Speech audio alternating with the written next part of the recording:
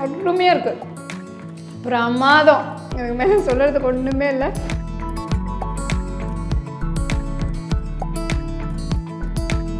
எல்லாருக்கும் வணக்கம். நான் Hema Subramanian. Welcome to home cooking Tamil. இப்போ குழம்புன்னு பார்த்தீங்கன்னா நிறைய வெரைட்டிஸ் இருக்குது. நம்ம எல்லார் வீட்லேயும் டிஃப்ரெண்ட்டாக நம்ம ட்ரை பண்ணுவோம். ஸோ இன்றைக்கி நான் உங்களுக்கு காட்ட போகிறது ஒரு சூப்பரான பூண்டு குழம்பு. பூண்டு ஒன்று எனக்கு ரொம்ப பிடிக்கும். அண்ட் இது ரொம்ப டேஸ்டியான ஒரு குழம்பு. நல்லா காரசாரமாக, நல்லா புளிப்பாக, பூண்டு ஃப்ளேவர்ஸோட அட்டகாசமாக இருக்கும். ஸோ இந்த குழம்பு வந்து நம்மளுக்கு கிட்டத்தட்ட ஒரு 10 நாள் வரைக்கும் நம்ம ஃப்ரிட்ஜில் வச்சு சாப்பிட்லாம். அவ்வளோ நல்ல ஒரு டேஸ்டியான ஒரு குழம்பு. ஸோ டைம் எதுவும் வேஸ்ட் பண்ணாமல் ஆரம்பிச்சிடலாங்களா? ஒரு பேனில் ஒரு 2 டீஸ்பூன் எண்ணெயை ஊற்றிக்கோங்க. ஸோ இந்த ரெசிபிக்கு வந்து நான் நல்லெண்ணெய் தான் யூஸ் பண்ணுறேன். ஸோ அதுதான் நல்லா டேஸ்ட்டாக இருக்கும். ஸோ ப்ரிஃபரபுளாக நீங்களும் நல்லெண்ணெய் யூஸ் பண்ணால் நல்லாயிருக்கும். சப்போஸ் உங்கள்கிட்ட இல்லைன்னா பரவாயில்ல, வீட்டில் இருக்கிற எண்ணெய் வச்சு நீங்கள் ட்ரை பண்ணலாம். பட் தேங்காய் எண்ணெய் வேண்டாம். ஓகேங்களா? சரி, அடுத்தது இதில் ஜஸ்ட் 1/2 டீஸ்பூன் ஜீரகம், 1 டீஸ்பூன் மிளகு, 1/4 டீஸ்பூன் வெந்தயம், 4 காஞ்ச மிளகா. ஸோ இந்த மிளகா நான் ஏன் எடுத்திருக்கேன்னா, இது வந்து பியாக்தி மிளகா. இது கிடைக்கலன்னு நீங்கள் நார்மல் மிளகா கூட யூஸ் பண்ணிக்கலாம். இதில் வந்து கலர் நல்லாயிருக்கும், அதனால அது கொஞ்சம் எடுத்துக்கிட்டேன். இது ஒரு 4 மிளகா போட்ட போகிறோம். அடுத்து ஒரு 15 பல் பூண்டு, ஒரு 15 சின்ன வெங்காயம். ஃபஸ்ட்டு நம்ம இது நல்லா வதக்கிக்கலாம்.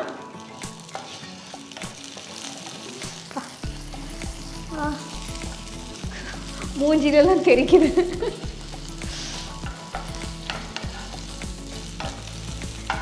ஸோ ஆக்சுவலி இந்த ரெசிபி பார்த்தீங்கன்னா டேஸ்ட்டு வந்து பிரகாசமாக இருக்கும்.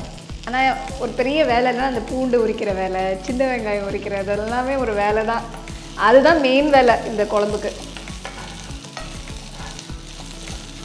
ஸோ ஒரு 5 மினிட்ஸ் மீடியம் ஃப்ளேமில் நல்லா வதக்கிடுங்க.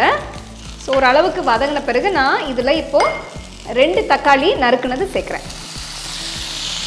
ஸோ தக்காளி போட்ட பிறகு ஒரு 5 மினிட்ஸ் தக்காளியை நல்லா வதக்கணும்.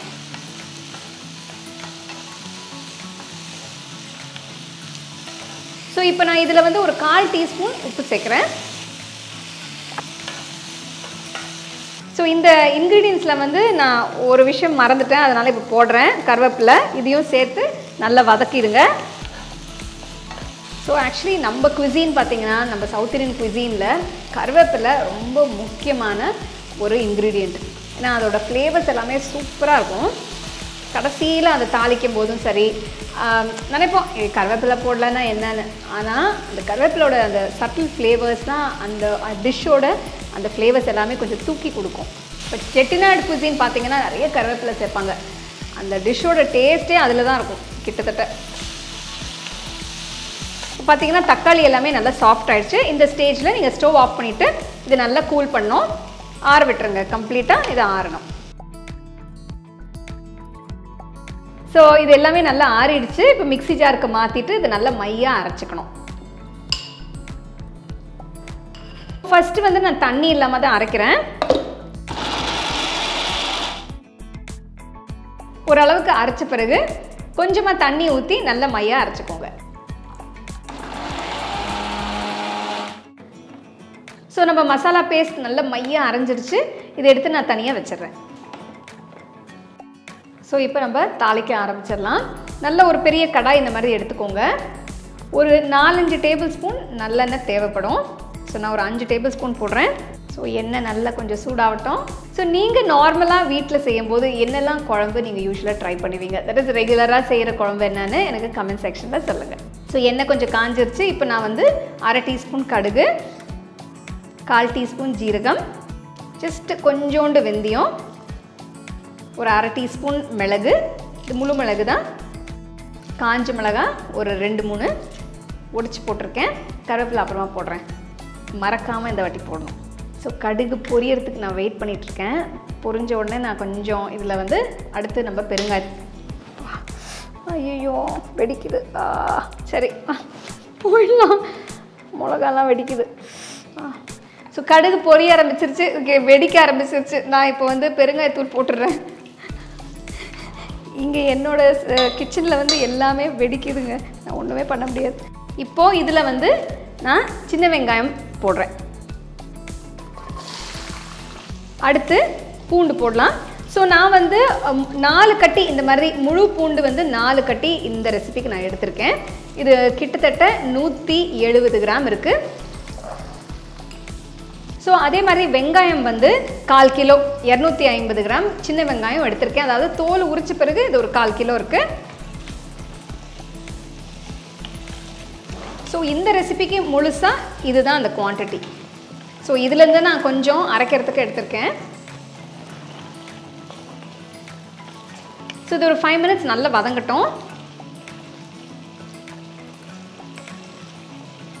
ஸோ ஒரு 5 நிமிஷம் கழித்து இதில் நான் வந்து ஒரு 1/2 டீஸ்பூன் மஞ்சள் தூள், 3 டீஸ்பூன் மிளகாத்தூள், 2 டீஸ்பூன் தனியாத்தூள், இதை 3ஐயும் சேர்த்து நல்லா மிக்ஸ் பண்ணுங்கள்.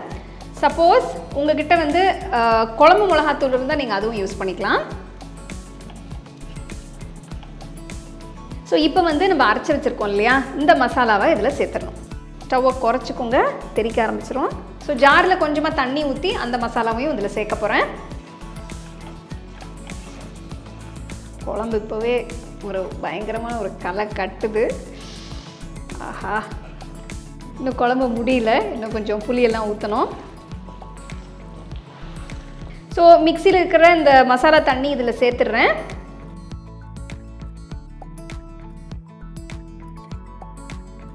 ஸோ இப்போ நம்மளோட முக்கியமான இன்க்ரீடியன்ட் உப்பு. இது வந்து நான் கல்லுப்பு ஒரு 2 ஸ்பூன் சேர்க்குறேன். ஸோ இது எல்லாத்தையும் சேர்த்த பிறகு நல்லா இப்படி மிக்ஸ் பண்ணிவிட்டு மீடியம் ஃப்ளேமில் ஜஸ்ட்டு ஒரு 5 மினிட்ஸ் நல்லா கொதிக்க விடுங்க. ஸோ 5 மினிட்ஸ் கழித்து பார்த்தீங்கன்னா இப்போ எண்ணெய் எல்லாம் பிரிய ஆரம்பிச்சிருச்சு. இப்போ இந்த ஸ்டேஜில் வந்து நான் புளியை ஊற்ற போகிறேன். புளி இல்லைங்க, புளி தண்ணி ஊற்ற போகிறேன். ஓகே. ஸோ இது வந்து ஒரு பெரிய எலுமிச்சை அளவு சைஸு புளியை நல்லா ஊற வச்சு தண்ணி கரைச்சி வச்சுருக்கேன், அதை தான் ஊற்ற போகிறேன். ஊற்றிட்டு இப்படி நல்லா ஜென்டிலாக மிக்ஸ் பண்ணிவிடுங்க. ஸோ புளி தண்ணி ஊற்றின பிறகு நான் இன்னும் கொஞ்சம் தண்ணி ஊற்ற போகிறேன். இன்னும் கொஞ்சம் திக்காக இருக்குது. நம்ம நல்லது ஒரு 10 மினிட்ஸ் கொதிக்க விடணும். ஒரு 1/2 கப்பு தண்ணி ஊற்றிட்டு எல்லாத்தையும் மிக்ஸ் பண்ணிவிட்டு, ஸோ தண்ணி ஊற்றி மிக்ஸ் பண்ண பிறகு கடாயை க்ளோஸ் பண்ணிவிடுங்க. கடாயை க்ளோஸ் பண்ணிவிட்டு மீடியம் ஃப்ளேமில் ஒரு 10 நிமிஷம் நல்லா கொதிக்க விடுங்க. ஸோ ஒரு 10 நிமிஷம் ஆயிடுச்சு. இப்போ குழம்பு எப்படி இருக்குன்னு பார்ப்போம். ஸோ குழம்பு பார்த்தீங்கன்னா எண்ணெய்லாம் பிரிஞ்சு சூப்பராக இருக்குது. ஸோ இந்த ஸ்டேஜில் நீங்கள் உப்பு புளிப்பெல்லாம் எப்படி இருக்குன்னு செக் பண்ணிக்கலாம். ஸோ நான் ஜஸ்ட் கொஞ்சம் டேஸ்ட் பண்ண போகிறேன்.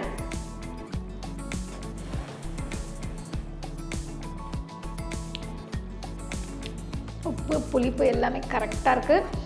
ஸோ இந்த ஃப்ளேவர்ஸ் எல்லாம் பேலன்ஸ் பண்ணுறதுக்காக நான் கொஞ்சம் வெல்லம் சேர்க்க போகிறேன். ஏன்னா எனக்கு யூஸ்வலாக குழம்பெல்லாம் செய்யும்போது நான் கொஞ்சம் வெல்லம் சேர்ப்பேன், அப்போ தான் அந்த ஃப்ளேவர்ஸ் நல்லாயிருக்கும். ஸோ இது என்டையர்லி ஆப்ஷனல். இப்போ நான் இதில் ஒரு 2 ஸ்பூன் சேர்க்க போகிறேன். ஸோ வெல்லத்தை சேர்த்துட்டு நல்லா மிக்ஸ் பண்ணிடலாம். ஸோ வெல்லம் போட்டாச்சு. அடுத்தது நம்ம கருவேப்பிலை சேர்த்துக்கலாம். ஸோ இப்போ வெல்லம் போட்ட பிறகு நல்லா மிக்ஸ் பண்ணிவிட்டு மீடியம் ஃப்ளேமில் இன்னும் ஒரு 10 நிமிஷம் நல்லா கொதிக்கட்டும். இப்போ வெல்லம் போட்டதுனால திருப்பி நம்ம ஃப்ளேவர்ஸ் எல்லாம் கொஞ்சம் சேஞ்ச் ஆகும். ஸோ இப்போ டேஸ்ட் பண்ணிவிட்டு நீங்கள் இன்னும் கொஞ்சம் உப்பு வேணும்னா சேர்த்துக்கலாம். ஸோ 10 நிமிஷம் கழித்து குழம்பு எப்படி வந்திருக்குன்னு பாருங்கள். எண்ணெய் பிரிஞ்சு சூப்பராக இருக்குது, நல்ல திக்காகவும் ஆயிருக்கு.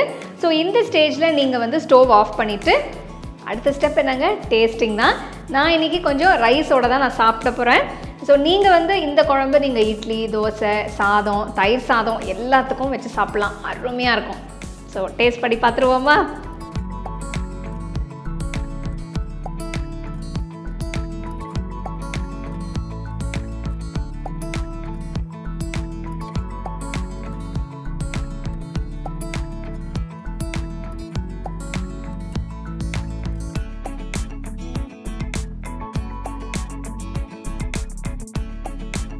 ஸோ இப்போ நம்மளோட பூண்டு குழம்பு எப்படி இருக்குன்னு பார்த்துருவோம். பூண்டு, சின்ன வெங்காயம் நல்லா வெந்திருக்கு, நல்லா சாஃப்டாக இருக்குது.